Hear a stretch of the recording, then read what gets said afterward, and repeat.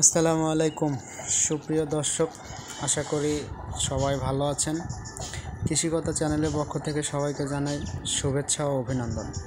আজকে আমি আপনাদেরকে মালচিং পদ্ধতিতে লাউ কীভাবে চাষ করে সেরকম একটি লাউ খেতে আমি আপনাদেরকে দেখানোর জন্য নিয়ে আসছি।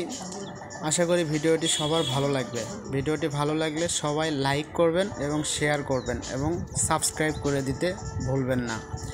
এই যে প্রায় 60% জমিতে সবজি বীজ উৎপাদন করার জন্য লাউয়ের প্রোগ্রামটুকু লাগানো হয়েছে এই ক্ষেতে। তো লাউ এটি সাধারণত বাড়ি ক্ষেত লাউ হিসেবে পরিচিত, আবার অনেকে আপনার চায়না লাউ হিসেবেও চিনে থাকে। তো আমার কাছে মনে হচ্ছে যে লাউয়ের যে ফলন দেখতে পাচ্ছি আমরা ভিডিওতে, খুব সুন্দর ফলন, সবজি বীজ উৎপাদন হয়েছে। সবজি আকারে বাজারে বিক্রি করতে গেলে প্রাইস তবুও মাসে 30 থেকে 40 হাজার টাকা ইনকাম করা সম্ভব।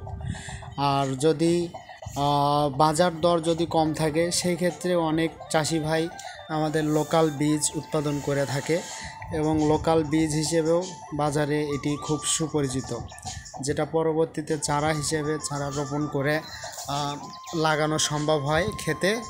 এবং এই ক্ষেত্রে কেজি প্রতি 400 থেকে 350 টাকা বা 300 পর্যন্ত বিক্রি করতে পারে বাজারে। কিন্তু ওপি সবজি হিসেবে বাজারে একটা লাউয়ের দাম 20 থেকে 25 টাকা বা 30 টাকার উপরে, এর বেশি থাকে না।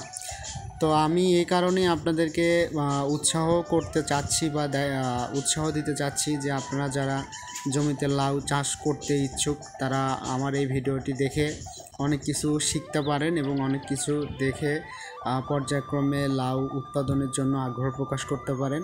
কিভাবে লাউ জাংলিতে দেয়া আছে, লাউয়ের আগা ডগা সবজি হিসেবে বিক্রি হয়। আশা করি ভিডিওটি ভালো